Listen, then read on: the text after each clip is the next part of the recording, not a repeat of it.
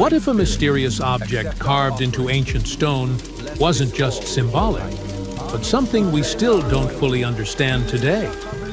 Across multiple ancient civilizations, separated by thousands of kilometers and thousands of years, archaeologists keep finding the same strange object. It looks like a small bag with a handle. And the most surprising part is how consistent the design is, no matter where it appears. The most well-known examples come from ancient Mesopotamia, especially from the Sumerian and later Assyrian civilizations, dating back over 3,000 years. In detailed stone reliefs, human-like figures and winged beings are shown holding a small bucket-shaped object with a clearly defined handle. These figures are often identified as apkallu, mythological beings associated with wisdom and ritual practices. In many cases, they are shown next to sacred trees, performing what appear to be ceremonial actions. The object itself is almost always depicted the same way. It has a rigid structure, a flat base, and a curved handle that fits perfectly in one hand. This level of consistency is unusual for symbolic art, where shapes often vary depending on the artist or time period.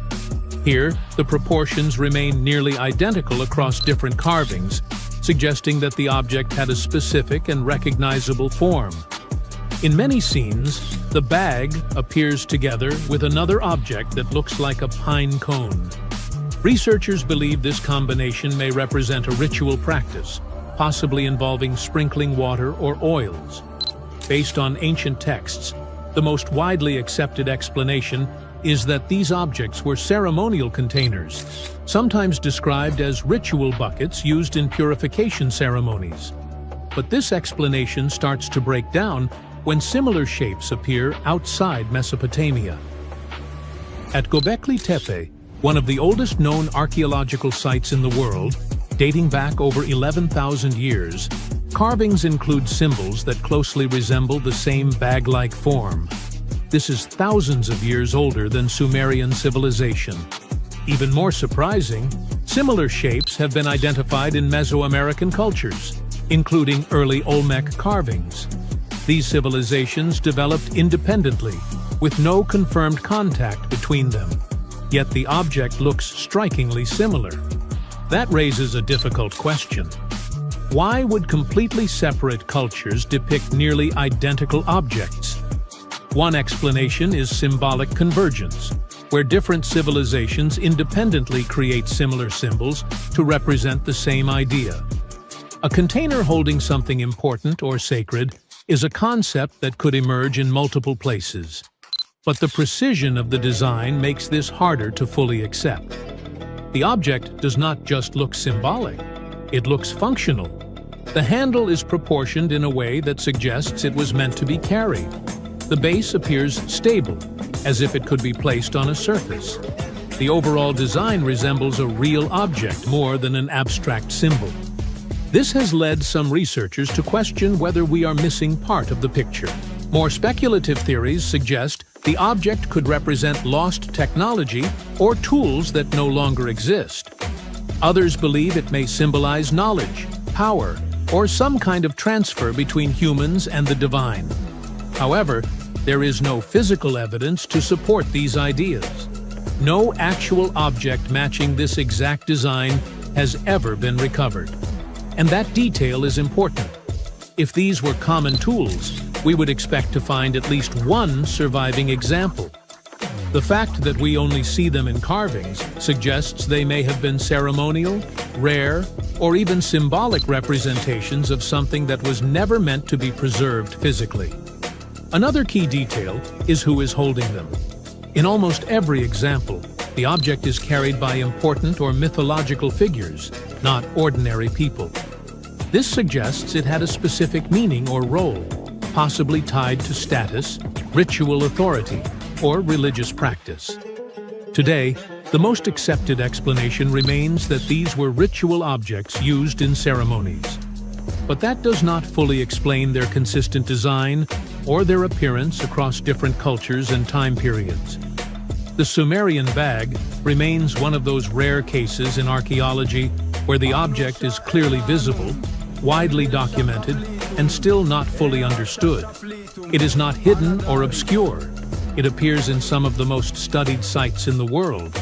And yet, there is still no single explanation that accounts for all the evidence. Sometimes the mystery is not in what we cannot see, but in what we see too often without fully understanding it. When you hear the word mummy, you might get a chill down your spine. That's because most of us associate this word with those creepy characters we've seen in some scary movies. But in reality, mummies have helped us understand a lot about ancient civilizations, their rulers, and about how people used to deal with losing their loved ones. The people most famous worldwide for their mummies are the ancient Egyptians. They believed that some sort of existence after passing away was possible, if certain conditions were met. That's why they insisted on preserving the human body through the process of mummification and placing the mummy in a furnished tomb, kind of like giving it a fully functioning apartment of its own. Why did they believe in this? Well, because they were deeply connected to their natural environment for the most part. They saw the natural cycles around them, like how the sun rose every day, followed by the moon, or how new life was always sprouting from plants, even after they had wilted away. They also believed that the powerful spirit Osiris, who represented the cycle of passing away and resurrection, played a role in this process. To prepare for the afterlife, the ancient Egyptians followed certain rituals, like mummification, which involved using materials like honey, resins, and incense to preserve the body. There's no other mummy more popular than that of King Tut. He was a young pharaoh who ruled over 3,000 years ago in Egypt. The problem with discovering ancient royal tombs is that most of such burial sites were previously robbed. People knew ancient rulers had been left with many valuable belongings, so those locations became vulnerable to thieves. When King Tut's tomb was opened in 1922, people were excited because it had not been robbed, like many other previously discovered royal tombs. That's how well hidden it was. Inside, his mummy was encapsulated in a total of 3 coffins, including one made of gold. The objects found in his tomb showed us what ancient Egypt was like, and studying his mummy also helped us learn about the culture and practices popular at the time when he passed away. We also learned about his family by looking at his DNA. Scientists were able to discover that he had had a disease called malaria and a problem with his foot that might have made it hard for him to walk. Ramses II was another pharaoh in Egypt who ruled for 68 years, which was quite a lot back in the day. He was known for his expansion campaigns and building projects. Many objects from his time as a ruler still exist today, including a large statue of him. Ramses II was about 6 feet tall and lived to be about 90 years old. After looking at his mummy, scientists concluded that he may have had a medical condition that affected his spine. Now, remember those thieves I mentioned before? They are probably the reason why Ramses II ended up in a plain coffin in a secret collection of royal mummies at Deir al-Bahari, which was rediscovered in 1881. Thankfully, archaeologists were able to identify him because his journeys had been recorded on his wrappings. The process was really tedious too. In fact, in ancient Egypt, the mummification process could take a staggering 70 days to complete. A special person would say a very specific speech while delicately handling the body and drying it out using a type of salt called natron. They also used linen and resin to make the body look more lifelike and to wrap it in cloth. The tomb was equally as important for ancient Egyptians. The walls of King Tut's tomb, for example, were adorned with intricate artwork that depicted his journey to the afterlife, from his burial procession to his passage through the underworld. The ancient Egyptians believed that everyone made this journey after passing away, and they filled their tombs with items and paintings to help the person in their spiritual travels. Additionally, the walls of the tomb were decorated with spells from a special book, which contained a collection of poems that the Egyptians believed would help people reach the afterlife. And speaking of how important this journey was, people also placed food in these ancient tombs. In King Tut's tomb, archaeologists discovered 36 jars of vintage beverages and 8 baskets of fruit, which were believed to be left there to help him in his journey to the afterlife. The Egyptians believed that traveling to the afterlife took a really long time, so they left a lot of supplies, such as food and water, to sustain their loved ones. Pharaohs also generally had numerous luxurious garments and beautiful jewelry in their tombs to ensure that they would have a fashionable journey. These items included various types of linen clothing, such as tunics, scarves, gloves, and headdresses, as well as a lot of gold jewelry with precious stones, like bracelets, buckles, pendants, necklaces, rings, and even precious depictions of insects for protection. Some were also deposited with fans made from ivory and ostrich feathers to keep them cool in the afterlife. Some ancient rulers were even placed in their forever apartments along with boats. For example, Pharaoh Khufu built the Great Pyramid at Giza as his tomb, and a large ship was found inside. King Tut, however, was buried with multiple boat paddles, but no actual boat. Instead, he had 3 chariots and numerous walking sticks made of precious materials, perhaps indicating he'd rather travel to the beyond by land, not by water. Amongst the most interesting objects found near ancient mummies are bottles of oils and perfumes. If rulers were supposed to be fashionable, why not smell nice too, right? Also, some of them had some ancient kinds of board games, most of them made out of precious materials like gold or ivory. One of those games was called Senet. It was very popular amongst the ancient Egyptians and very similar to modern-day chess. The ancient Egyptians may have the most famous mummies out there, but they weren't the first to invent the procedure. In fact, it all started in South America with an ancient civilization named the Chinchorro. As far as we know today, these people were the first to mummify their loved ones that had passed away. They did it somewhere around 2,000 years before the Egyptians started their own rituals. Sure, we can tell a lot about ancient rulers by studying these mummies, but until recently, we had no idea what they really looked like during their lifetime. Not so long ago, though, some very special mummy paintings were found by archaeologists studying ancient Egyptian objects. These mummy portraits are highly detailed paintings of individuals that were made while they were still alive. Such paintings were often painted on wood, as opposed to the classical portraits we all know about, which are painted on canvas. They are known for their realism and beauty, and have even been used by researchers to diagnose diseases by comparing them to the corresponding mummies. Some of these portraits also include depictions of jewelry, which was later found on the mummies. The recent discovery of these mummy portraits in Central Egypt is significant, as it marks the first time in over a century that such paintings have been found. Mummies appeared all around the world naturally, too. Mummification can occur without people intervening because of natural conditions, like extremely cold or hot environments, places with a lack of oxygen, or accidental exposure to chemicals that preserve the body. These conditions don't allow bacteria to grow, resulting in the body remaining more or less intact. Famous Otzi was one of these mummies. We know today he was a man who lived around 5,000 years ago in Europe.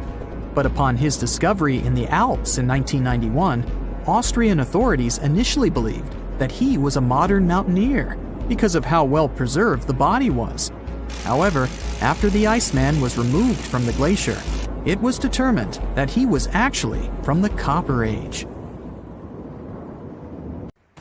Most people know that pyramids were built as grand tombs for the pharaohs, designed to ensure they had a smooth journey to the afterlife. The Great Pyramid of Giza, for instance, was constructed for the pharaoh Khufu. But what most people don't know is that this whole pyramid building trend started right here with the step pyramid of Djoser about 4,700 years ago. This massive structure was built for Pharaoh Djoser, a ruler from Egypt's 3rd dynasty. It rises 7 layers high above the ground and stands about 200 feet tall.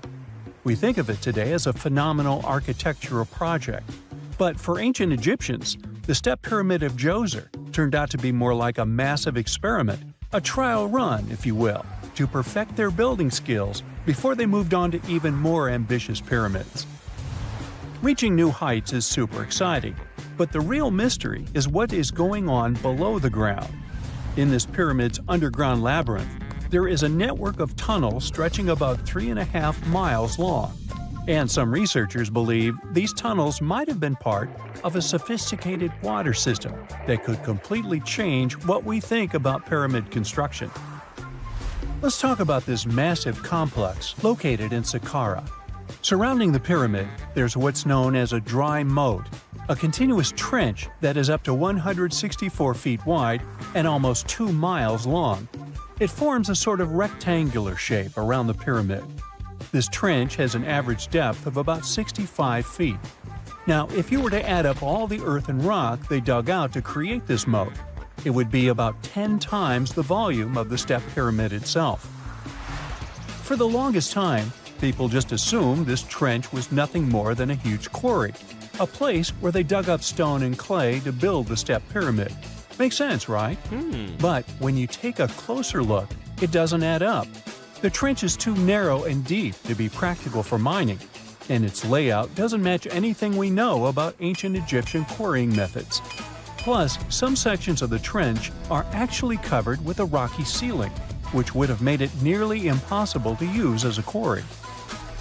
Another theory suggests that the dry moat had some kind of spiritual significance.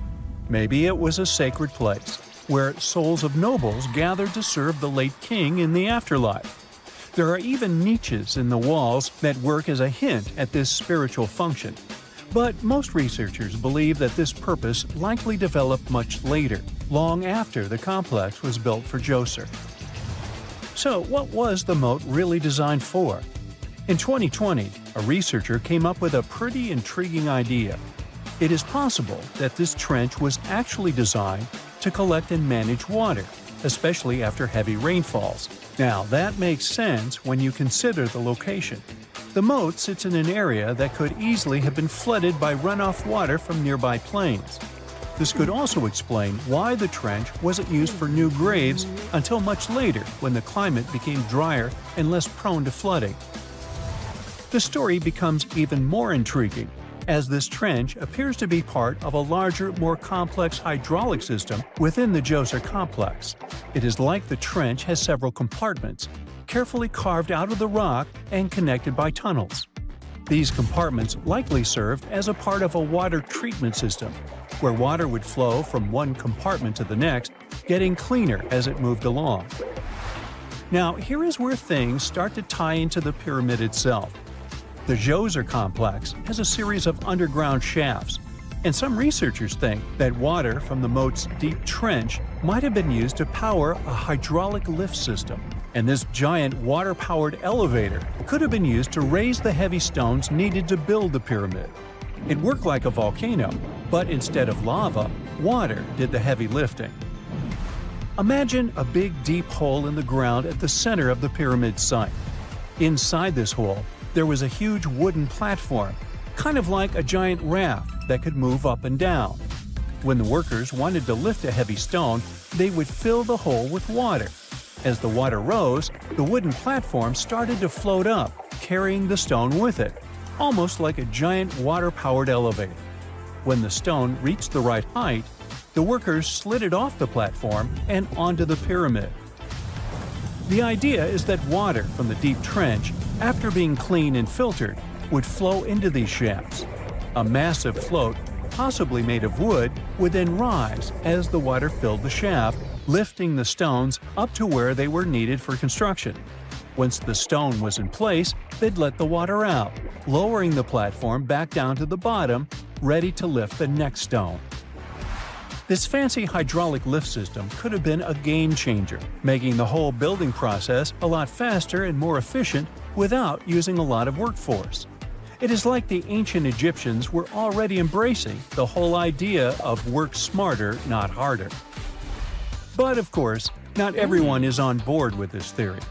Some experts argue that the area where the step pyramid of Djoser was built couldn't have held enough water from occasional rains to maintain such a fancy hydraulic system. The main theory suggests that, in the past, there might have been some kind of lake nearby that would have filled up after a period of rain, and this lake could have supplied water to the complex's hydraulic system. But there is no mention of such a lake in any ancient Egyptian writings, so it might be more of a what-if situation than a reality. And then there's the issue of the hard work itself. Remember when I said this method could have allowed the ancient builders to raise stones with far less effort? Well, that might not be entirely true. According to some experts, just building this hydraulic device would have required a lot more heavy work than simply moving the stone blocks using good old-fashioned manpower. And let's not forget, the step pyramid of Djoser is like a baby pyramid compared to those that came later. The stones used for Djoser's pyramid weighed, on average, about 660 pounds each, which is nothing compared to the more than 2.5-ton blocks used later for the pyramid of Chephren. If this cool water lift theory gets completely ruled out, we still need to explain how this pyramid was built in the first place. To answer that, we need to rewind a bit and talk about the original plans. See, before Djoser's tomb became a pyramid, the idea was to construct a simple mastaba. This type of tomb was pretty common in earlier periods, a flat-roofed, rectangular structure with sloping sides. But after the original mastaba was finished, they decided to expand it a bit by adding more layers on top.